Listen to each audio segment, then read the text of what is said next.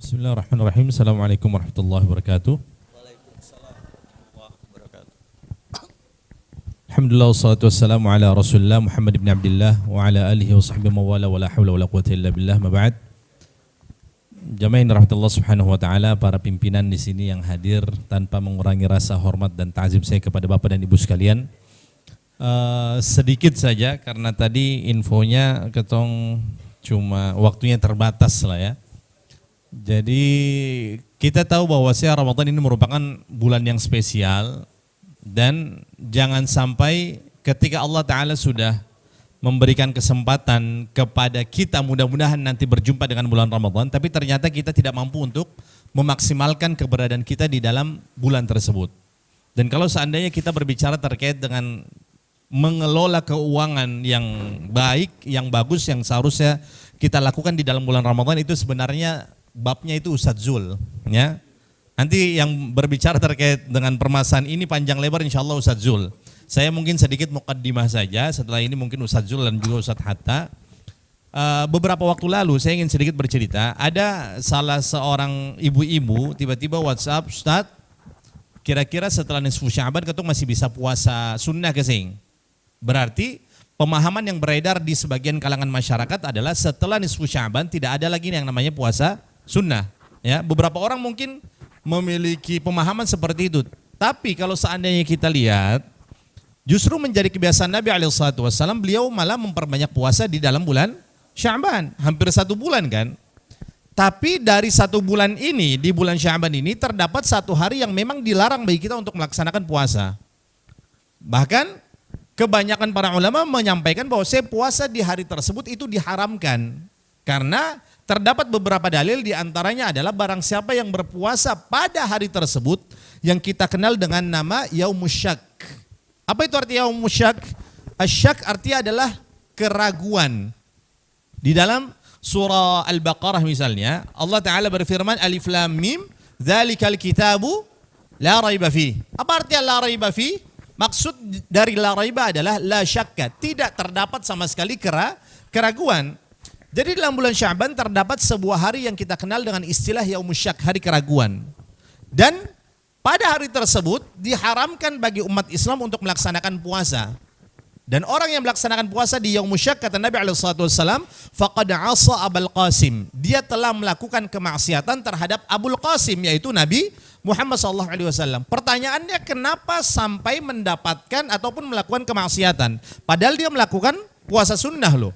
Puasa sunnah yang sifatnya adalah ibadah di sisi Allah Subhanahu wa Ta'ala. Ternyata sebagian orang melakukan puasa sunnah pada Yaumus Syak itu sebagai bentuk kehati-hatiannya. Jangan sampai ternyata pada hari tersebut itu sudah termasuk bulan Ramadan. Berarti pertanyaannya, Yaumus Syak ini jatuhnya pada tanggal berapa Sya'ban? Hah? Jadi Yaumus Syak, puasa Yaumus Syak itu mereka lakukan sebagai bentuk kehati-hatian. Jangan sampai di hari tersebut sudah merupakan hari pertama dari bulan Ramadan. Berarti pertanyaannya, Yaumus Syak jatuhnya tanggal berapa? Sya'ban 30. Ya, 30 Sya'ban. Berarti kita lihat di tanggal nih. Nanti tanggal 29 Sya'ban itu jatuh di hari apa? Hari Selasa. 29 Sya'ban itu jatuhnya di hari Selasa tanggal 17 Februari. Maka 17 Februari itu di hari Selasa menjelang maghrib kan akan dilakukan apa? Pemantauan hilal kan, ru'yatul hilal. Kalau seandainya hilal tersebut terlihat, berarti malamnya kita langsung tarawih, malam Rabu. Ya. Berarti besoknya sebelum subuh kita makan sahur. Berarti puasa pertama kalau seandainya hilal terlihat maka akan dilakukan pada tanggal 18 jatuh di hari Rabu. Itu kalau seandainya hilalnya terlihat. Tapi kalau seandainya tidak terlihat, maka secara otomatis hari Rabu itu masih merupakan tanggal 30 Sya'ban. Kapan kita melakukan salat tarawih? Nanti Rabu di malam Kamis, hari Kamisnya hari pertama puasa. Maka ketika misal pemerintah sudah menetapkan bahwasanya ru'yatul hilal tidak terlihat misalnya, ya, pada saat sidang isbat ya dinyatakan bahwasanya dari ujung timur sampai ke ujung barat tidak terlihat hilalnya, berarti secara otomatis kita puasanya di hari Kamis. Rabu jatuh tanggal 30 Sya'ban. Sebagian orang ketika sudah diumumkan oleh pemerintah misalnya, hari Rabu 30 Sya'ban, dia bilang, "Seng, beta mau puasa." Kenapa? Karena beta khawatir nih, jangan sampai di hari tersebut sudah merupakan satu Ramadan, makanya dia berpuasa sebagai bentuk kehati-hatian. Maka orang yang berhati-hati dalam situasi seperti ini, faqad asa Abul Qasim. Dia telah melakukan kemaksiatan terhadap Nabi Muhammad SAW. Itu puasa yang diharamkan.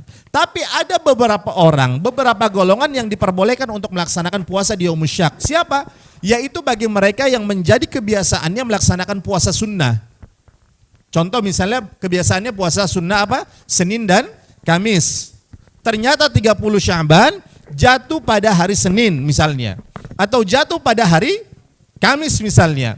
Maka diperbolehkan bagi orang seperti ini untuk melaksanakan puasa sunnah. Kenapa? Bertepatan dengan kebiasaannya melaksanakan puasa sunnah. Atau kebiasaan dirinya puasa sunnah Daud misalnya.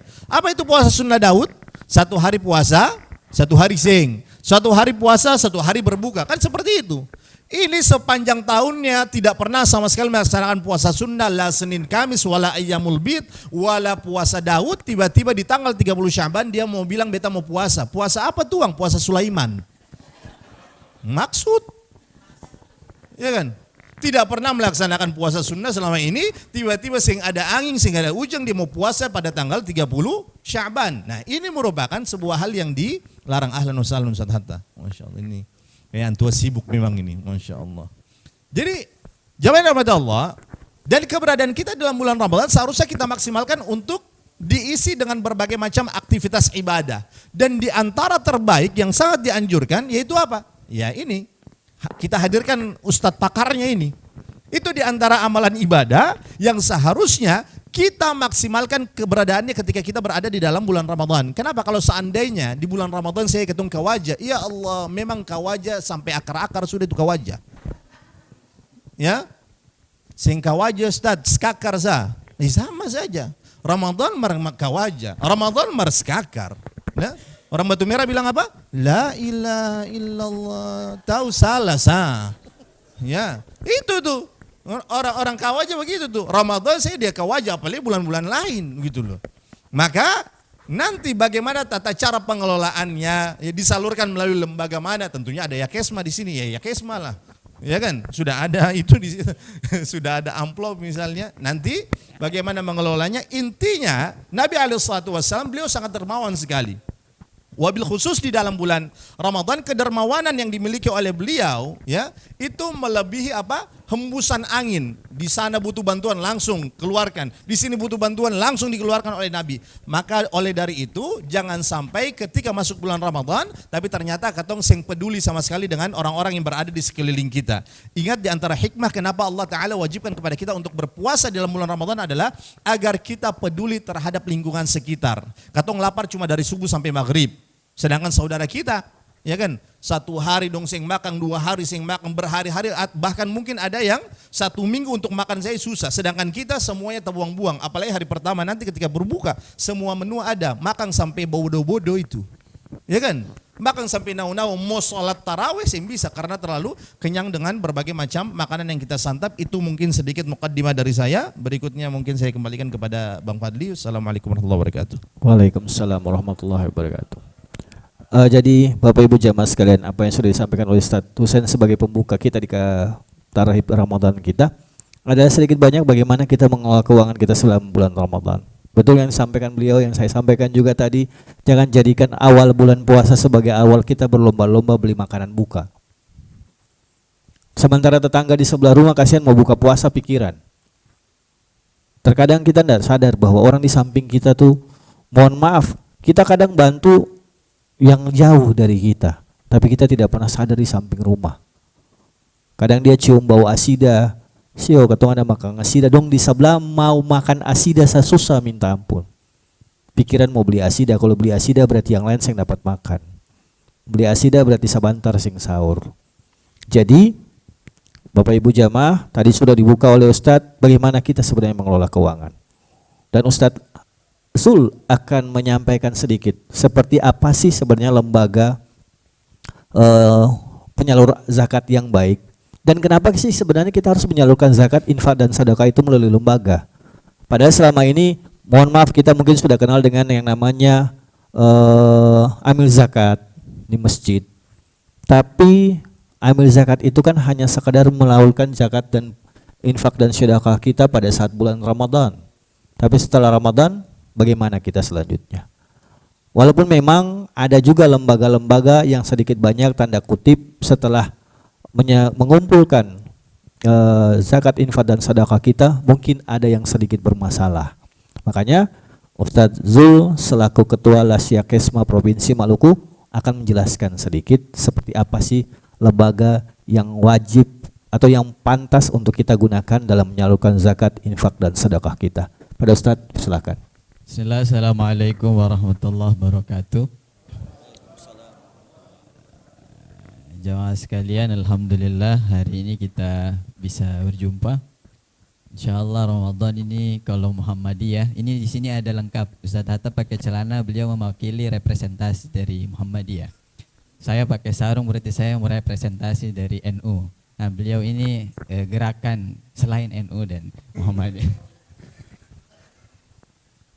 Jadi di depan ini sudah disetting begitu ya Pak Fadli, tanpa sengaja ternyata menyeting diri.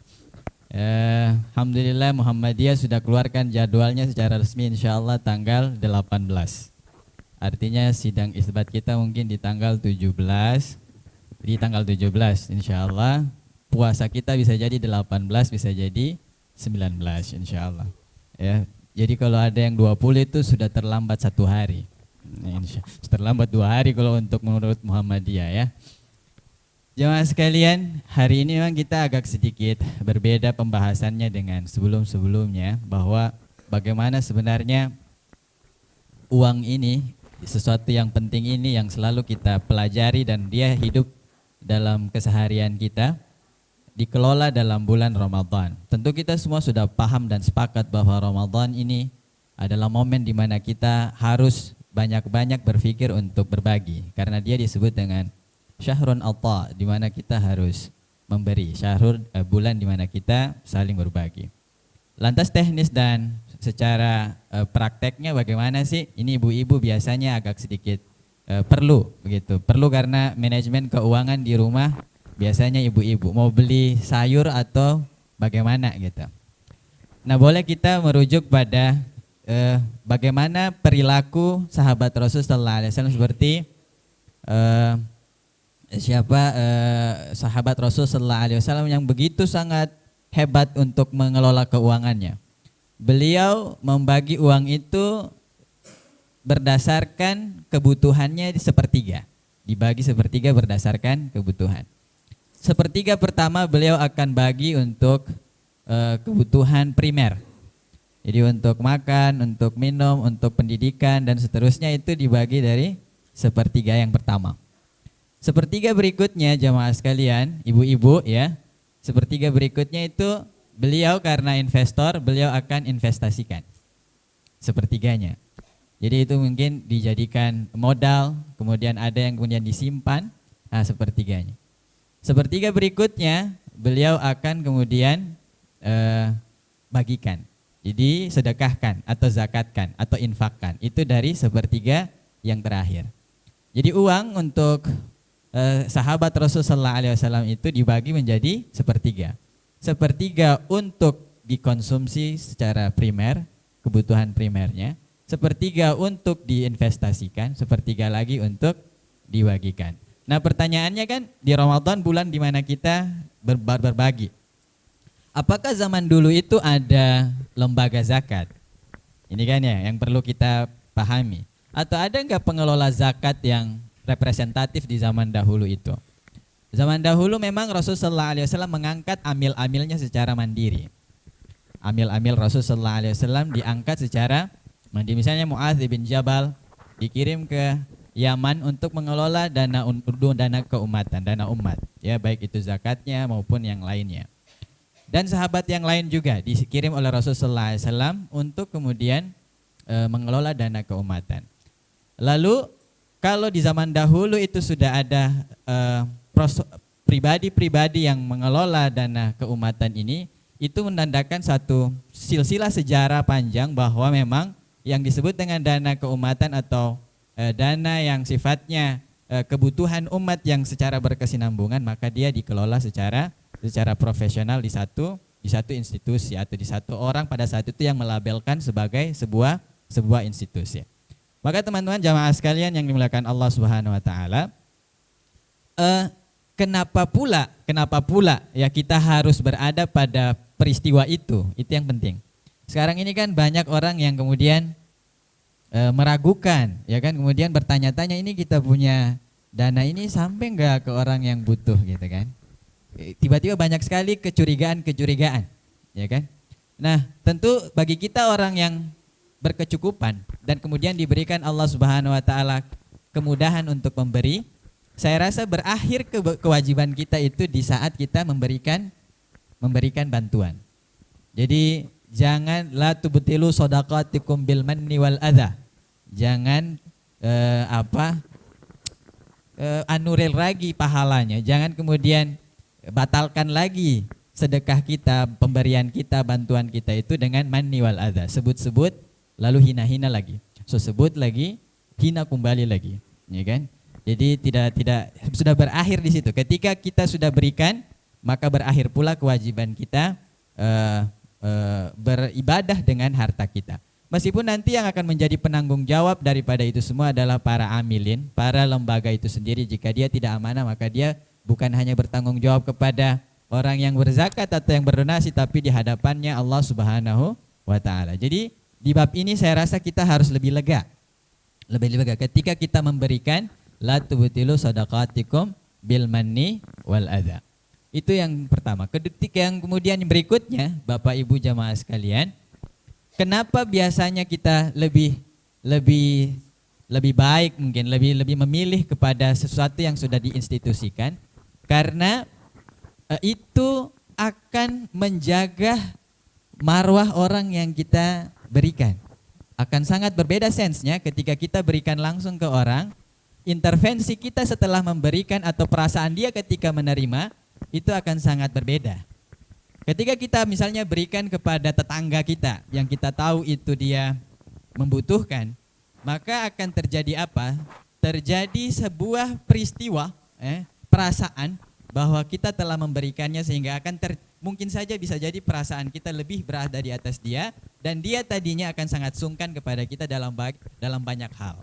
Nah, untuk menutupi itu, maka kita butuh jembatan yang bisa menyalurkannya sehingga perasaan itu terjaga di antara kedua belah pihak. Makanya kenapa sampai didirikan institusi itu dari zaman ke zaman, bahkan dari sejarah Rasulullah SAW. Jadi jamaah sekalian, dahulu kala juga orang-orang soleh itu ketika memberi itu tidak langsung. Misalnya saya mau berikan sama si fulan, dia akan cari perantara. Agar apa? Agar tidak berubah warna wajah orang, tidak berubah perasaan orang ketika memberi. Misalnya ini Mama Aiman misalnya, sebut saja Mama Aiman, memberikan kepada tetangganya ya, Mama Norma ya.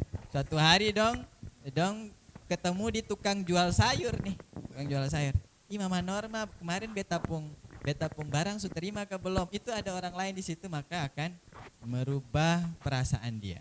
Seolah-olah kita berada di atas. Sedangkan sebenarnya kita lebih butuh pemberian itu daripada orang yang menerima. Siapa yang lebih butuh pada pemberian itu? Kita. Kita kan yang mau dapat surganya Allah. Jadi harusnya kita lebih butuh pada memberikan itu daripada orang yang menerima. Tapi keadaannya kita menyebut-nyebut itu di hadapan orang tadi, sehingga seolah-olah dia lebih butuh daripada kita. Kita kan mau beribadah nih. Kita mau beribadah. Lalu kita kasihkan, jangan sampai ini terjadi jamaah sekalian. Makanya kenapa di saat-saat seperti ini penting untuk kita merencanakan ibadah harta kita lebih baik, lebih kemudian berada pada tempat yang benar dan dalam kondisi yang sebenarnya harus begitu. Sebenarnya harus.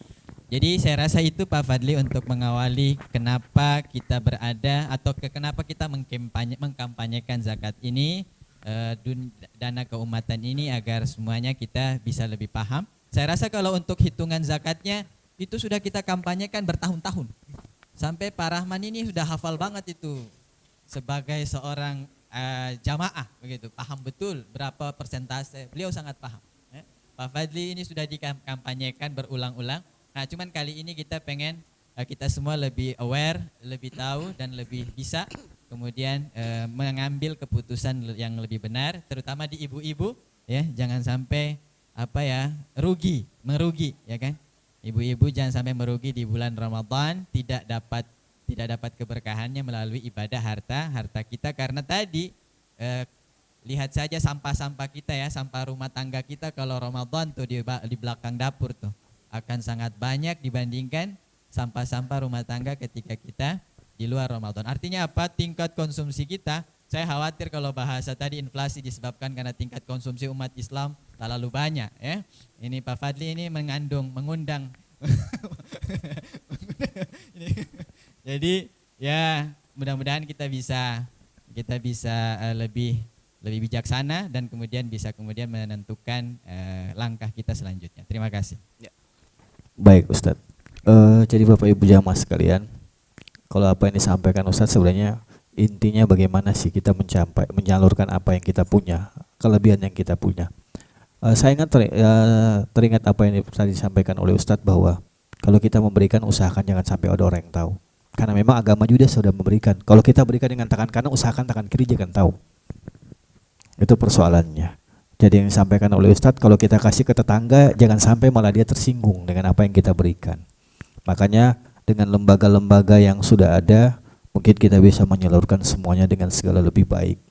Kadang-kadang walaupun kita isi itu dalam amplop pun, kadang-kadang orang akan merasa tersinggung kalau kita memberikan, nanti dianggap dia tidak mampu.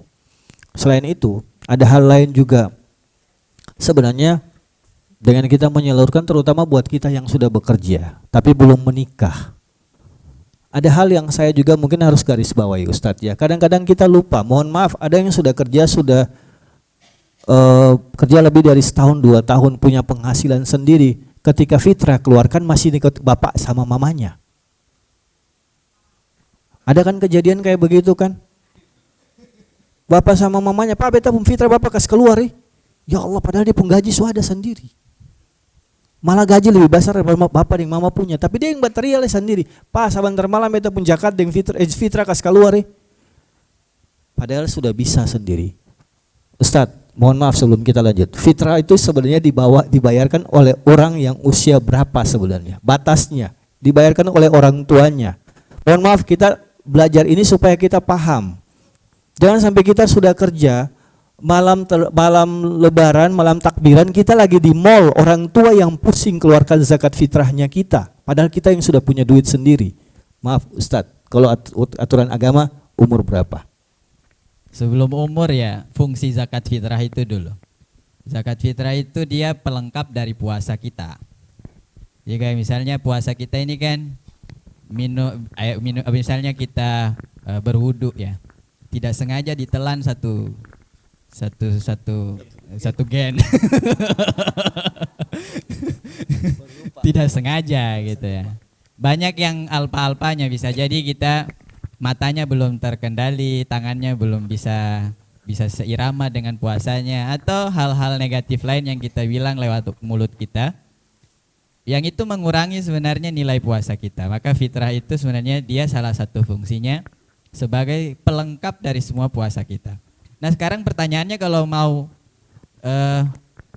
kalau tujuan puasa zakat fitrah itu adalah tadi ya, melengkapi itu, yang puasa kan kita ya, bukan orang tua kita yang puasa, bukan mama kita yang puasa. Harusnya dia melekat pada jiwa, makanya disebut dengan zakatul fitrah, zakat yang melekat pada jiwa seseorang. Nah siapa yang bayar? Sebaiknya atau seharusnya diri pribadi kita jika kita mampu. Kecuali nanti posisinya Pak Fadli dan jamaah sekalian, kita berada pada tanggungan masih berada dalam tanggungan orang tua.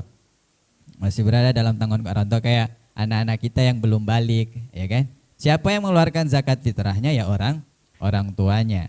Orang tuanya nanti akan menghitung kira-kira saya makan beras misalnya yang 15.000 1 kilo. Maka zakat fitrah itu kan berapa tuh 2,5 kilo, maka dia tinggal hitung ternyata 15 kali 2,5 tadi ya, kemudian 1 jiwa berarti dihitung seperti tadi lalu dikalikan jumlah jiwa dalam tanggungannya. Sekarang kalau tanggungannya umurnya sudah balik, apalagi dia sudah bisa berupaya ya kan, sudah berpenghasilan sendiri, karena fungsi zakat fitrah tadi seperti itu, maka dia yang harusnya mengeluarkannya secara mandiri. Jadi batasannya bukan batasan usia sebenarnya, tapi batasan kemampuan dan dalam tanggung jawab siapa dia gitu. Jika seandainya sudah balik, lalu dia sudah mampu, lalu dia sudah berusaha, ya berarti dia dalam tanggungannya pribadi, secara pribadi. Begitu kira-kira Pak Fadli untuk melengkapi. Ya, baik sendiri yang harus mengeluarkan ya Ustadz. Jangan titip-titip para orang tua yang bayar leh. Jangan titip lah ya ke tetangga. Iya, apalagi titip ke tetangga. Ya, baik. Sebelumnya saya mau berterima kasih sekali lagi kepada Pak Diki, Pak Indra. Mungkin Bapak Indra nggak ada ya Pak?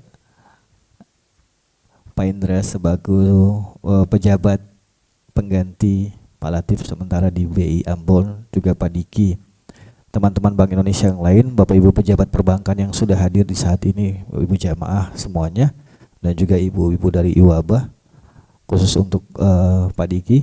Terima kasih Pak waktu dan tempatnya untuk kita kegiatan di hari ini, karena memang mepet kita minta waktunya, dan ketemu saat berbincang dengan Pak Daud kemarin, waktunya ternyata pas di hari ini kita melaksanakan di hari ini. Padahal kalau ada yang sebagian bilang pengajian baru tanggal 6 kemarin, kok sudah tarhib lagi tanggal 9. Padahal sebenarnya ini ada maksud dan tujuan lain di balik semua ini.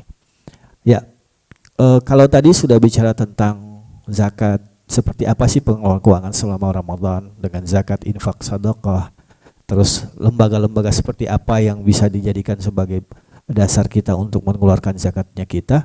Nah, untuk yang kali ini, jadi tadi kalau misalnya menurut Ustadz Zul yang duduk di depan Alam Muhammadiyah, NU, beliau non Muhammadiyah dan non NU. Nah, saya akan ngomong begini, kalau yang ini Indonesia keluarannya, yang sana Madinah, yang ujung, nah tahu dari mana? Ya, beliau dari Mesir, Kairo, ya, Universitas Al Azhar. Nah, di sana banyak ulama kan, banyak ulama besar di sana yang hadir dari Kairo, Mesir. Nah, Ustadz Hatta akan berbagi sedikit seperti apa sih ulama-ulama zaman dulu dalam mengelola keuangan selama bulan Ramadan dengan zakat, infak, dan sedekah. Apa sih yang mereka besarkan selama bulan Ramadan tersebut? Di mana mereka mengelola keuangannya, seperti apa keuangan-keuangan itu di kalau tadi Ustadz Zul bilang ada sepertiga untuk konsumsi, sepertiga untuk investasi, sepertiga untuk berbagi atau zakat. Nah, Ustadz Hatta akan menjelaskan seperti apa yang dilakukan oleh sahabat Nabi tersebut. Tahu nggak nah sahabat Nabinya siapa? Iya, Abdurrahman bin Auf. Utsman orang kaya, tapi pintar mengelola keuangan adalah Abdurrahman bin Auf. Ya betul Ustadz ya? Oke. Jadi kita akan coba mendengarkan penjelasan dari Ustadz Hatta terkait pengelolaan keuangan oleh para ulama zaman dulu yang sesuai dengan ajaran dalam agama Islam. Silakan Ustadz. Bismillahirrahmanirrahim. Assalamualaikum warahmatullahi wabarakatuh. Alhamdulillah wassalatu wassalamu ala Rasulillah wa ala alihi wa sahbihi wa man wala wa ba'du. Jadi dari mukaddimah saja singkat. Berarti ini singkat juga insyaallah. Bapak Ibu yang dirahmati Allah. Kalau Muhammadiyah berarti ketemu tinggal berapa ini? 8 ya? Amin 8 ya? 8. Kalau NU nanti tunggulah. Jadi kalau pakai istilah Idul Fitri ini minal aidin wal faizin ya. Yang cepat dia yang menang, berarti Ketung menang duluan. Muhammadiyah duluan. Oh jangan, itu nanti akan jadi hal. Ini ada. Ya, Bapak Ibu dirahmati Allah. Satu hal yang penting di bulan Ramadan ini adalah dari semua tadi penjelasan tentang apa infak, zakat, sedekah dan seterusnya. Itu yang paling terpenting itu adalah goalnya pada ayat yang menjelaskan tentang kewajiban puasa, yaitu la'allakum tattaqun. Kalau di soal menyembelih hewan, Allah bilang lan yanalallah luhumha. Itu hewan yang disembelih itu tidak ada gunanya, dagingnya itu buat Allah. Tetapi yang gunanya yang Allah lihat dari yang kita berikan itu adalah walakin yanaluhu taqwa. Tapi ketakwaan ketika mengeluarkan hewan itu lalu disembelih itu yang penting. Di puasa pun demikian, termasuk pada persoalan infak, zakat dan seterusnya. Jadi ada satu ayat, jadi untuk supaya buat kita tuh punya ketakwaan yang lebih, ada satu ayat yang penting bagi kita untuk memperhatikannya, yaitu yang Allah bilang innal ladzina yatluna kitaballah wa aqamus salat wa anfaqu mimma razaqnahum sirra wa alaniya yarjuna tijaratan lan tabur. Sesungguhnya orang-orang yang mentilawahkan Al-Quran, wa aqamu salat, dan mereka mendirikan salat, dan wa anfaku, dan mereka berinfak atas apa yang Allah rezekikan kepada mereka, sirran wa alaniya, baik secara diam-diam maupun secara terang-terangan. Allah bilang mereka yang melakukan tiga hal ini yarjuna tijaratan lan tabur. Mereka itu mengharapkan dagangan yang tidak akan pernah rugi. Jadi di Ramadan nanti Bapak Ibu, selain puasa yang kita lakukan, tiga hal ini penting untuk diperhatikan. Baca Al-Quran, kemudian kedua salat, termasuk salat tarawih. Jadi kita usahakan jangan sampai salat tarawih tidak kita laksanakan. Minimal kalau sudah terlalu capek, dilakukan secara sendiri-sendiri. Kalau dilakukan sendiri-sendiri, ya tergantung keinginan. Mau 20 gas, mau 8, alhamdulillah. Ya, yang penting dilakukan. Dan yang terakhir adalah berinfak pada bulan Ramadan, dan beberapa keutamaan yang tadi sudah sempat kita dengar dari Ustadz Husain dan penjelasan tambahan dari Ustaz Zul. Bapak Ibu dirahmati Allah, supaya bikin pemberian kita ini jadi indah, ada satu penjelasan dari Imam Ibnul Qayyim. Jadi ketumpu infak, jadi kalau cerita tentang infak tadi, zakat dan seterusnya, zakat fitrah, itu berat keseng Bapak Ibu. Mengeluarkan sesuatu yang kita cintai berat keseng? Berat. Uang 1 juta, orang minta 50.000, kasih keluar kaseng? Ini akan mulai. Kalau 50.000 seberat, jangan tanya 100.000 lagi. Jadi memang itu berat. Jadi kenapa sampai Rasulullah bilang was-shadaqatu burhan, sedekah itu sebagai bukti kita tuh cinta Allah. Karena kita mengeluarkan sesuatu yang dicintai. Jadi kalau ketong keluar dia itu ketong bukti bahwa kita tuh cinta Allah. Nah Ibnu Qayyim bilang begini tentang orang-orang yang mengeluarkan sedekah, zakat dan seterusnya. Beliau bilang lau alimal mutasaddiq, kalau orang yang bersedekah itu tahu anna sadaqatahu, bahwa sedekah dia itu taqa'u fi yadillah qabla yadil fakir. Andai kalau seorang yang berinfak itu, bersedekah itu, dia tahu bahwa uang yang dia keluarkan buat Yakesma, dititipin di Yakesma, itu jatuh sebelumnya di tangan Allah, sebelum di tangan kaum fakir. Lakana ladzatul mu'ti, maka kelezatan memberi itu pasti lebih banyak dibandingkan kelezatan mengambil. Bapak Ibu ketemu paling senang yang mana? Memberi atau mengambil? Oh kayaknya Masya Allah ini kayaknya memberi semua ini. Yang paling lezat itu adalah biasanya itu mengambil. Tapi dia penjelasan beliau ini, beliau menegaskan bahwa kalau iman kita kuat, kalau kita sadar bahwa infak sedekah yang kita keluarkan, yang hari-hari Jumat kita kasih keluar, ini kalau bapak-bapak ini kayaknya kita lihat muka nih, biasa yang dapat panggil hamba-hamba Allah nih. Ya. Jadi kalau kita letakkan itu di kotak amal. Ambil bilang kotak penalti. Kotak amal tuh sebelum masuk ke dalam itu dijatuh dulu di tangan Allah. Jadi kita akan lebih merasakan senang, lezat. Dan itu hanya bisa dirasakan oleh kita yang memiliki ketakwaan. Kalau yang punya ketakwaan, kotong akan merasakan itu sebagai sebuah beban. Jadi Bapak Ibu dirahmati Allah, cerita tentang para ulama yang mendesain mereka mengeluarkan sedekah dan zakat itu paling banyak. Secara detail nanti insya Allah Ustadz nanti akan lebih detail lagi. Tapi cerita tentang para ulama yang mengeluarkan infak dan sedekah mereka itu hampir-hampir ketemu mau bilang beberapa kisah itu kayaknya mereka mengeluarkan seluruhnya. Abdurrahman bin Auf saat beliau mau meninggal,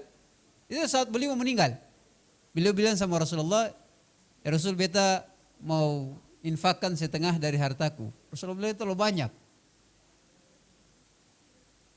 Gimana Ustaz itu yang beliau setelah meninggal 4 istri dapat berapa Ustaz? Kalau dikonversikan? Jadi antum punya anak banyak. Ya, anak-anaknya itu banyak. Kalau pas beliau meninggal 4 istrinya itu dapat 1,2 M ke masing-masing. Dia belum hitung dengan anak-anak beliau yang banyak tuh. Jadi kata beliau ingin keluarkan setengah, kata Rasul itu terlalu banyak. Ya sudah ya Rasul kalau begitu saya kurangi lagi. Kata Rasulullah itu masih terlalu banyak. Itu sepertiga dah. Kata Rasul, sudah sepertiga itu saja. Sepertiga itu sudah terlalu banyak. Jadi itu potret Abdurrahman bin Auf yang mengeluarkan infaknya itu paling banyak. Memang di pikiran para sahabat itu, tadi yang saya sebutkan kelezatan memberi itu lebih tinggi daripada kelezatan mengambil. Ada salah seorang ulama, kalau saya salah Imam Sufyan As-Sawri yang kaya ini. Beliau itu penghasilan beliau itu dalam sebulan itu banyak. Kata para ulama beliau tidak pernah membayar zakat. Punya ini banyak. Punya usaha banyak. Tapi beliau tidak pernah bayar zakat. Terus ini ulama mulia apa ini tidak pernah bayar zakat. Padahal tidak. Setiap kali masuk itu dihabiskan semua.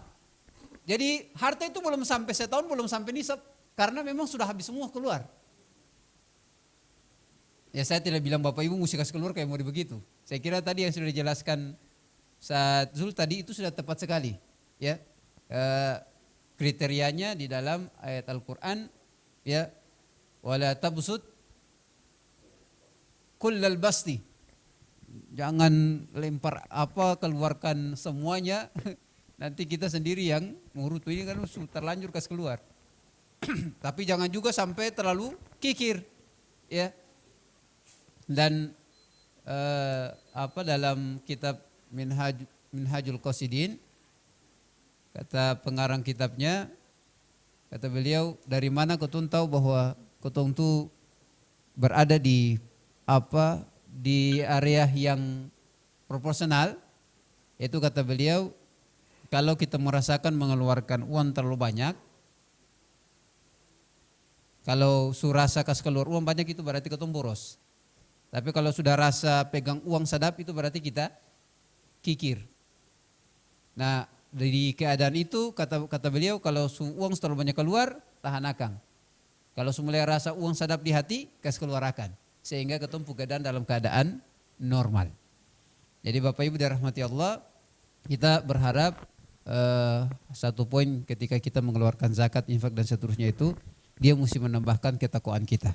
Tidak hanya sekedar menggugurkan kewajiban kita, tapi mudah-mudahan dengan harta itu sebagaimana yang Rasulullah bilang, was-shadaqatu burhan, dia akan menjadi bukti di yaumil kiamah nanti bahwa kita benar-benar mencintai Allah Subhanahu wa taala dan mengeluarkan apa yang paling kita cintai, yaitu harta kita.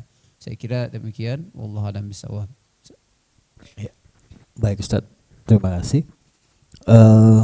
Beberapa contoh yang sudah disampaikan oleh Ustaz tadi, ada beberapa imam yang disampaikan, ulama besar, ada Imam Abu Sufyan ya Ustaz ya. Terus ada Abdurrahman bin Auf. Terus ada cerita juga tentang khalifah kita Utsman bin Affan. Sebagaimana berapa kayanya Utsman bin Affan, sampai sempat dibilang kekayaannya Utsman bin Affan itu kalau dikonversi sekarang sudah triliunan, dengan masa harga 2 juta sekarang. Jadi kalau mau bilang ada milioner sekarang sebenarnya Islam tidak kaget dengan hal itu. Karena triliuner pertama di dalam agama kita adalah Utsman bin Affan.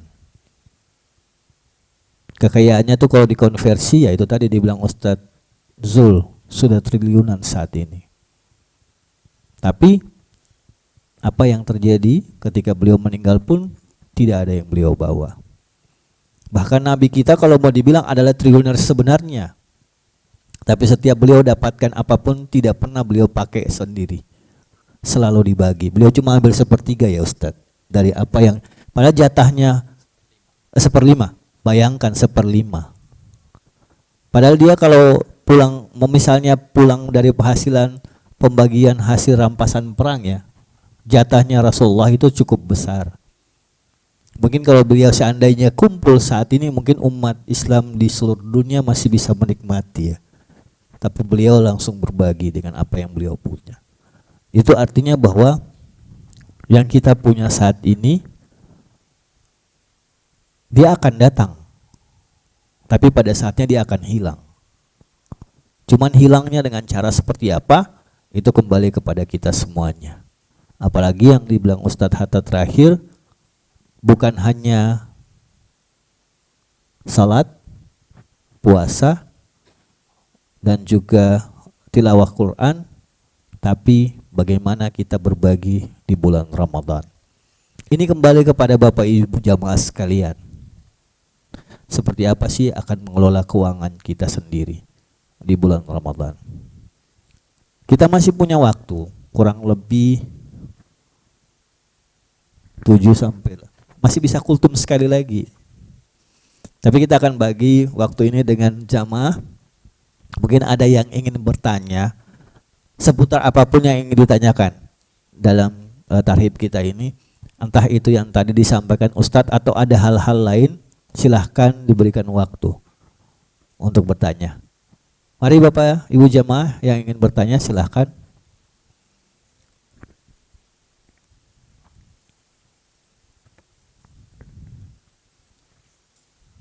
Ya, mungkin sambil menunggu yang ingin bertanya, ada beberapa hal menarik ya Ustadz sekalian dalam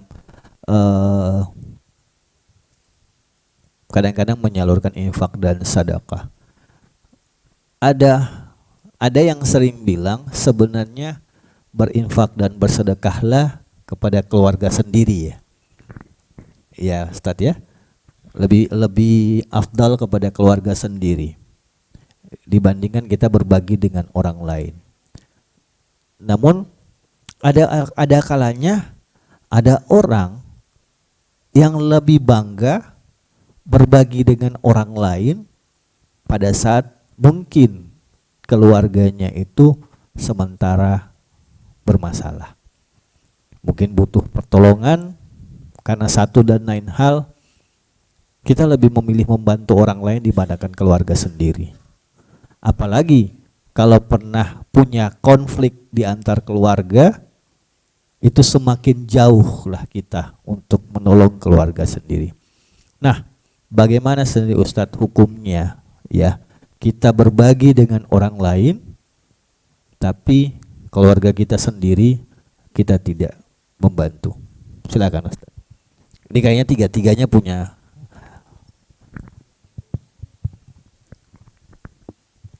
Bismillah, Mbak Fadli, terima kasih. Berinfak atau berzakat ataupun bersedekah itu ke siapa yang paling bagus, ya kan? Lalu bagaimana dengan keluarga kita? Kita sudah jauh-jauh berinfak mungkin ke orang lain, tapi keluarga kita juga butuh. Atau memang ada konsumen tetap yang memang kita telah berikan secara tahunan, secara menahun kita sudah kasih secara terus-menerus kepada mereka. Jadi harus kita pisahkan dulu jamaah ya, kita pisahkan dulu peristilahannya. Di dunia ini ada namanya nafkah. Ya. Uang itu kalau kita berikan bisa jadi dia bentuknya nafkah. Nafkah itu ya nafkah, dia juga bisa bentuknya adalah infak. Jadi nafkah kalau disebutkan nafkah di dalam Quran disebutkan kul ma anfaqtum falil walidaini wal aqrabin wal yatama wal masakin. Kalau dia sebutnya nafkah atau infak atau sifatnya bukan zakat Pak Fadli, maka yang perlu dan pertama kali kita lihat dan lirik itu adalah keluarga, lil walidain, orang tua kita. Maka kalau untuk orang tua jangan kasih zakat, tidak cukup. Zakat profesi hari ini dengan penghasilan di 6 juta ataupun 5 sampai 6 juta paling rendah itu 150.000. Nah, kita ngasih ke orang tua zakat 150.000 itu selain tidak tepat sasaran juga tidak cukup. Maka yang jatuhnya harus nafkah. Nafkah itu adalah nafkah yang kita berikan yang mencukupi kebutuhannya. Dia tidak bisa 150.000 kalau kita pakai nilai timbangan zakat profesi paling rendah di angka 5 sampai 6 juta. Dulu pernah hitungannya hanya 88.000 zakat profesi itu dengan standar gaji paling rendah di emas yang belum sampai 2 juta per hari ini. Gitu. Jadi kalau mama siapa? Ibu Salman misalnya ngasih ke bapaknya, ke orang tuanya, maka nggak cocok karena cukup kecil. Nah, yang di bab-bab ini Pak Fadli yang kita harus kedepankan bukan zakat tapi nafkah atau infak. Nah, di bab ini, di poin ini itu ada kata penggembiranya. Dinarun anfaqtahu fi sabilillah. Wa dinarun anfaqtahu ala raqabah. Ya, wa dinarun anfaqtahu ala miskin. Dinar uang, rupiah yang kita keluarkan untuk berjihad di jalan Allah. Rupiah yang kita keluarkan untuk memerdekakan budak. Rupiah yang kita keluarkan untuk orang miskin, itu semua tidak sebanding nilainya dengan rupiah yang kita keluarkan untuk keluarga. Keluarga itu apa maksudnya? Itu nafkah tadi. Jadi nafkah itu kalau ulama bilang nafkah ya, nafkah mahmakanat dia sunnah, meskipun dia itu adalah sunnah, yuk tabar wajibah. Dia di satu posisi dianggap sebagai sebuah kewajiban. Infak tadi, pemberian kita kepada orang tua kita, keluarga kita Pak Fadli, meskipun itu atau pemberian kita pada istri kita itu, meskipun dia dianggap sunnah, tapi di satu titik yang lainnya dia adalah sebuah kewajiban. Jadi jamaah jangan campurkan zakat dengan nafkah kita. Kasih ke orang tua itu nafkah yang dia mencukupi kebutuhannya. Mungkin dia mau liburan, ya, mungkin mau makan, mungkin mau yang seterusnya, kita kasihkan. Nah, kalau untuk zakat, ya asnafnya jelas. Orang yang menerima zakat itu jelas. Ya kan 8, ya kan? 8 ya Pak Fadli, benar ya? Ada 8 asnaf, ya kan? Lil fuqara wal masakin, untuk orang fakir. Nanti definisi fakir miskin itu jelas sekali. Dan konversi rupiahnya jelas sekali. Ya kan? Berapa sih pendapatan yang disebut akhirnya dia fakir? Berapa sih pendapatan yang akhirnya disebut miskin? Itu semua ada takarannya. Nanti kita hitung-hitung. Nah, di bab-bab penjelasan tentang zakat ini sebenarnya sudah kita tahu, dan Pak Rahman itu sudah sangat hafal. Fakir itu apa, miskin itu apa, dikonversi beliau sudah tahu karena sudah diajar secara menahun. Ya, beliau ini Masya Allah sekali. Beliau adalah Ketua Majelis Taklim Bank Indonesia. Ya, Masya Allah. Ya, jadi Pak Fadli bedakan, kita harus membedakan itu. Jadi jangan kita kasih dalam bentuk zakat karena satu, zakat tidak cukup, dua, bukan untuk itu zakat diperuntukkan. Adapun kita harus kasih orang tua, harus kasih kerabat, harus, tapi jangan melalui sesuatu yang sudah ada, dia punya tempat, sudah ada tujuannya, biar dia tepat sasaran, biar dia kemudian juga kita beribadah sesuai dengan peruntukan. Jadi apakah itu dinilai pahala di sisi Allah? Semua kebaikan itu pahala. Tapi apakah itu dinilai ibadah zakat? Tunggu dulu, apakah syarat dan ketentuannya sampai atau tidak. Mungkin niatan kita itu zakat, tapi karena tidak tepat, maka dia tidak akhirnya dianggap sebagai sebuah ibadah zakat. Berarti kita belum menyampaikan, belum sampai pada rukun Islam kita untuk membayar zakat. Begitu ya Bapak Ibu sekalian yang dimuliakan Allah, kalau berzakat itu ada tempatnya, ada waktunya, ada takarannya. Harus sesuai sehingga baru dinilai sebagai sebuah ibadah zakat. Jadi kalau salah tempat, salah takaran, salah waktu, apa yang terjadi? Tetap pahala tapi belum tentu dia disebut dengan ibadah zakat. Karena mungkin keinginannya saya Bapak, tapi ternyata keilmuannya belum sampai. Iya. Insyaallah. Allah taala. Ya, kita break untuk sholat maghrib. Wabillahi taufiq wal hidayah. Assalamualaikum warahmatullahi wabarakatuh.